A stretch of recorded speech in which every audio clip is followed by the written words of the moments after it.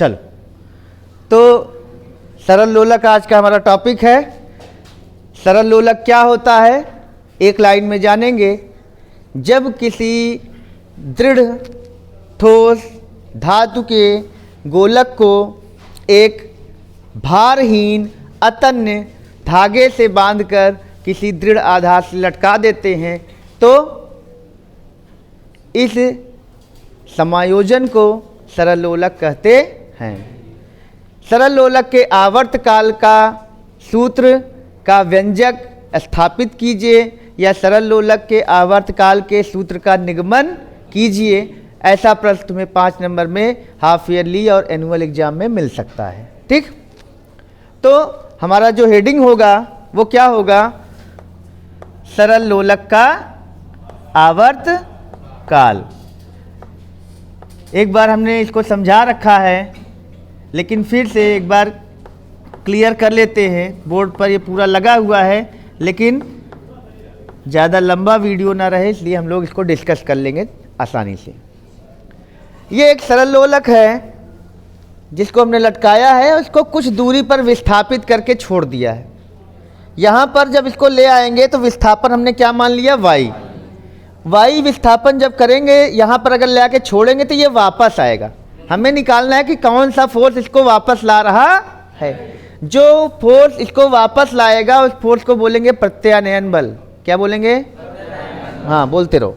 अच्छा, यहाँ पर बॉडी पर 2 बल काम करेंगे। एक बल mg भार। जब भी कोई द्रव्यमान गुरुत्व से गुजरता है तो वह भार के रूप में परिलक्षित होता है, ऐसा बोस और आइंस्टीन की स्टैटिस्टिक्स कहती हैं। जब भी कोई द्रव्यमान गुरुत्व से गुजरता है तो उसमें भार उत्पन्न हो जाता है। अगर गुरुत्व से न गुजरता तो भार ना रहता, तुम जीरो दिखाते। चलो, अच्छी लाइन बोला था। तो ये mg है, भार है। ये क्या है, तनाव है।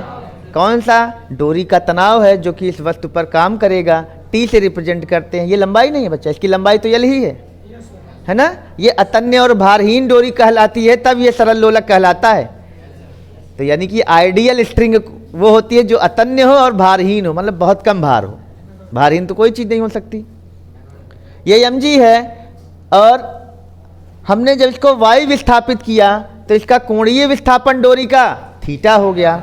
यहाँ पे भार हमेशा लंबवत, जमीन के लंबवत नीचे की ओर कार्य करता है। तो ये mg एकदम ये हॉरिजॉन्टल, तुम्हारी कॉपी की जो लाइन होगी उसके लंबवत रहेगी नीचे की तरफ। तो ये mg होगा, ये t होगा। इसको पीछे की तरफ बढ़ाया t वाली लाइन, और mg के 2 घटक बनाए। एक घटक यहाँ से लंब डाला, ये घटक बनेगा थीटा से लगा हुआ घटक। थीटा से लगा हुआ घटक हमेशा काश के साथ आता है, और थीटा से दूर वाला घटक साइन थीटा के साथ आता है। अब इस टी वाली लाइन के लंब लाइन ऐसे खींच लिए, और यहाँ mg से इस पर एक लंब डाले, जहाँ काट देगा यहीं तक एरो बनाना। इससे बड़ा या छोटा नहीं बनना चाहिए। घटक का मतलब ये आयताकार घटक हैं, तो ये दोनों घटक मिलकर देखो एक आयत का निर्माण करने चाहिए। अगर ये तुम इतना बड़ा कर दिए, इतना छोटा कर दिए, तो आयत कहाँ बनेगा, तब वो घटक नहीं माने जाएंगे। ठीक है ना। तो यहाँ पर mg साइन थीटा एक घटक आ गया, यहाँ से लंब डाला इस रेखा पर, जितनी दूरी आया वहीं एरो लगाओगे। mg साइन थीटा हमारा दूसरा घटक हो गया। अब बताओ कौन सा घटक केंद्र की ओर है, माध्य स्थिति की ओर है, साम्यावस्था की ओर है, mg साइन थीटा। तो यही बल हमारा प्रत्यानयन बल की भांति व्यवहार कर रहा है। ठीक है ना।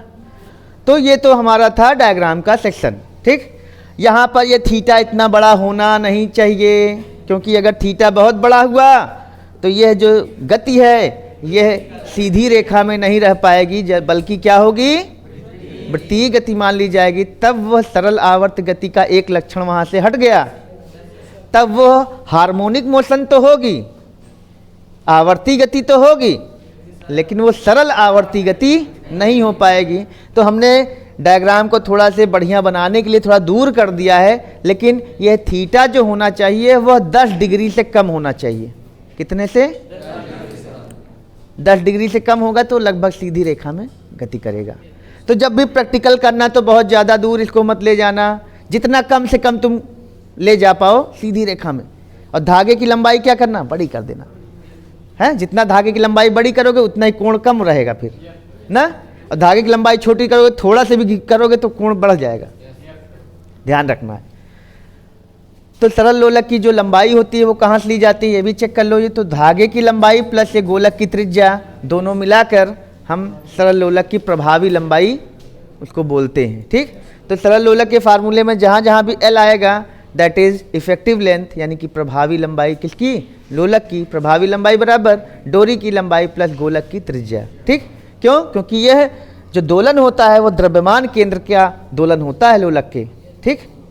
तो चलते हैं, तो लिखोगे क्या कि माना कोई सरल लोलक जिसका द्रव्यमान m तथा प्रभावी लंबाई l है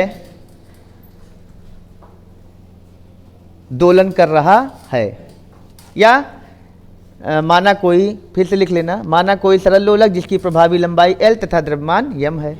जब सरल लोलक को माध्य स्थिति से अल्प विस्थापन y पर विस्थापित करके छोड़ दिया जाता है तब यह दोलन प्रारंभ कर देता है। माना अल्प विस्थापन y पर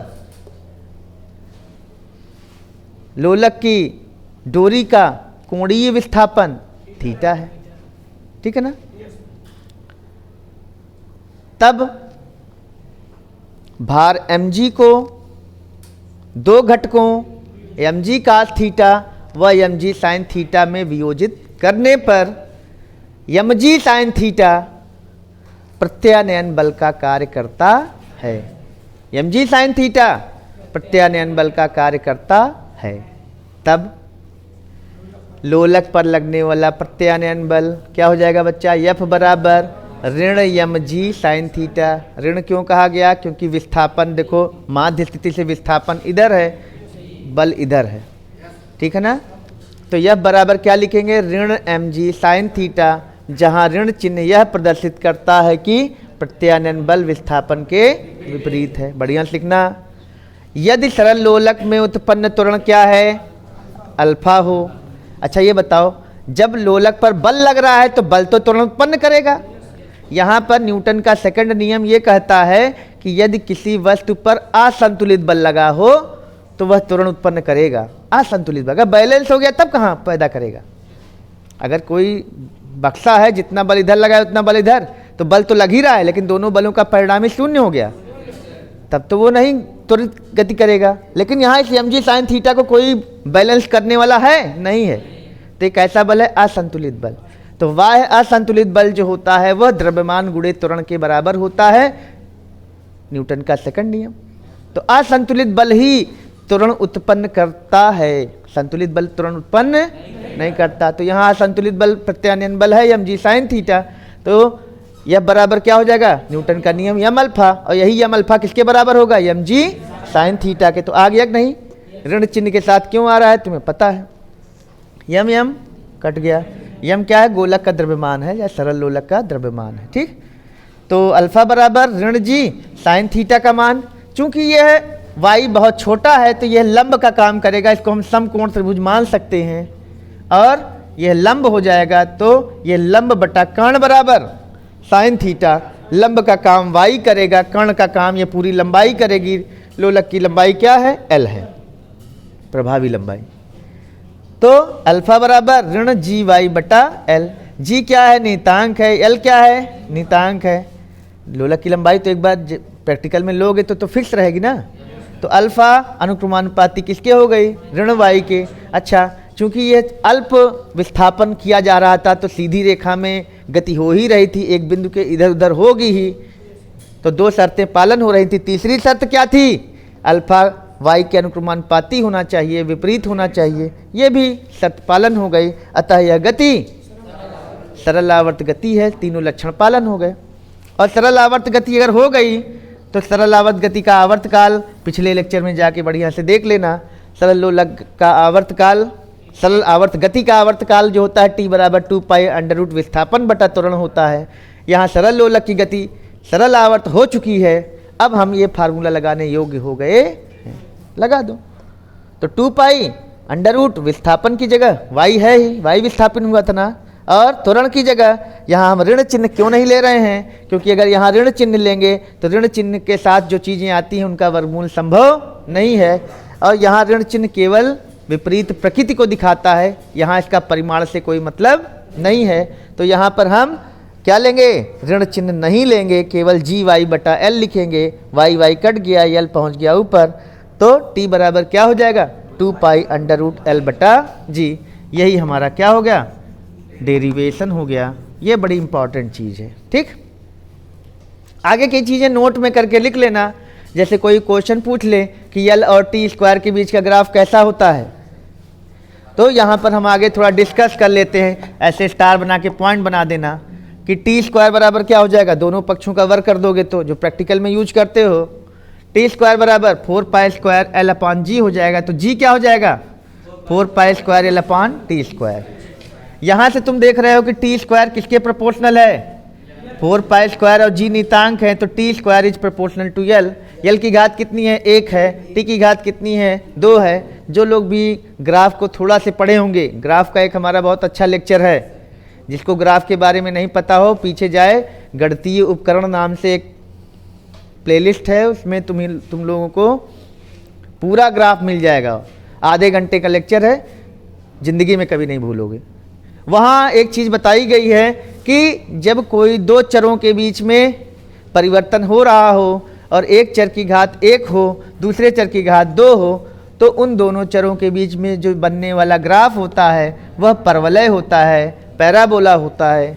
और उस परवलय का झुकाव किधर होगा, जिसकी घात 1 हो। यही सब ट्रिक पूरी बताई गई है, कब ग्राफ सरल रेखा होगा, कब वह अति परवलय होगा, कब वह वृत्त होगा, कब वह दीर्घ वृत्त होगा। 4-5 ग्राफ हैं, उनको पढ़ लो। पूरी फिजिक्स में कहीं भी कोई भी फार्मूला बनेगा तुम बता दोगे ग्राफ क्या आएगा, कहीं कुछ देखना नहीं, क्योंकि यहाँ पे हमें कैलकुलेशन करके ग्राफ नहीं बनाना, हमें उसकी ग्राफ की प्रकृति बतानी है कि वह मूल बिंदु से जाएगा कि नहीं जाएगा, है ना। मूल बिंदु का परीक्षण कैसे करते हो जानते हो, एक चर को 0 रखो, देखो दूसरा कहाँ जाता है। अगर दूसरा भी 0 हो गया तो कहोगे मूल बिंदु से जा रहा है। यहाँ एल 0 रखो, एल 0 रखो तो टी 0 नहीं हो जाएगा, तो इसका मतलब ग्राफ मूल बिंदु से स्टार्ट है ना, नहीं तो मूल बिंदु से ना स्टार्ट होता। क्या समझे।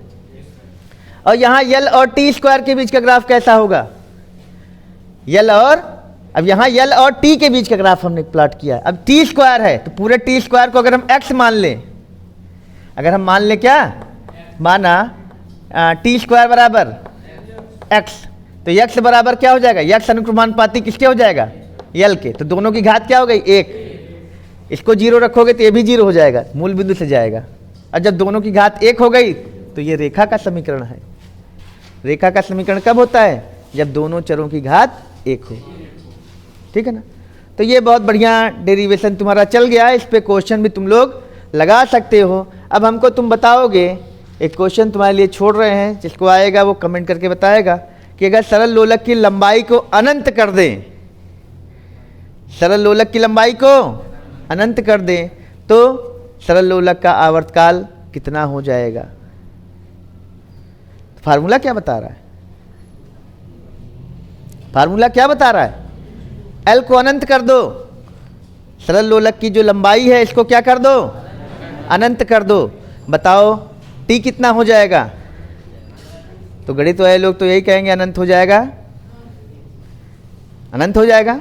और अनंत होने का मतलब क्या, कि एक तरफ गया तो वापस नहीं लौटा।